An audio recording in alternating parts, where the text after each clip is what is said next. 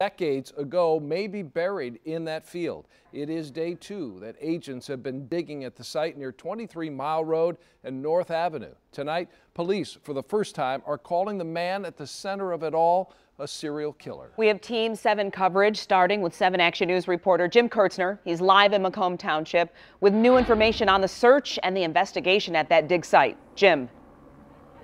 Yeah, Glenda, police believe these are teen and preteen girls, and their cases go all the way back to 1979. And 2 new cases that they're making public for the first time now, one from Canton and one from Novi. Their cases go back to the early 1980s. Take a look behind me now. This is the site where they've been digging for 2 days, and it looks like they are done for the day, but this will go on indefinitely, according to police. One girl's remains were found here 10 years ago when the killer, now alleged serial killer, led police to her remains. One of the people who lives in this subdivision here now was also here then. It's just an eerie feeling, kind of, you know, you feel bad. Just the thought that there was a little girl out there. You know, I feel bad for her family. Kim Marie Lauro had been missing since 1981 from Canton, when she was last seen at an ice cream shop. She was only 15. She had just moved from her father's home in Dundee to her mother in Canton and disappeared a week later. She had run away from her mother twice before and hitchhiked to Florida with a friend.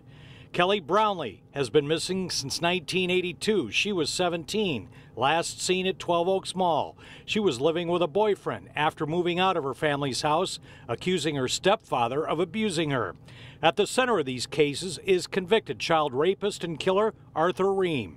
He led police to this remote site 10 years ago to find the remains of 13-year-old Cindy Zarzicki of East Point. She had been missing since 1986, but no other searches were done here at this remote site at the time. Police have also confirmed another possible victim is 12-year-old Kimberly King, who disappeared in 1979.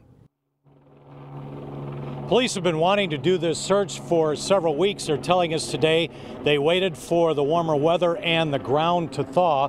They tell me it's going to be a systematic search up and down that tree line until they find remains they believe are out here.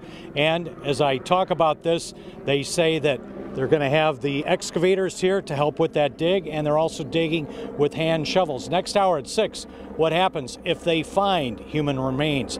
I can also tell you we're getting a ton of questions from our viewers, and as soon as I can set up, I'm going to be on the station's Facebook Live, WXYZ Channel 7's Facebook page. If you have questions about this case going back 39 years, I'll be there to answer your questions to the best we have that information. Live in Macomb Township, Jim Kurtzner, 7 Action News. All right, Jim, we'll see you on Facebook. And again, we're going to check back in with you live at 6.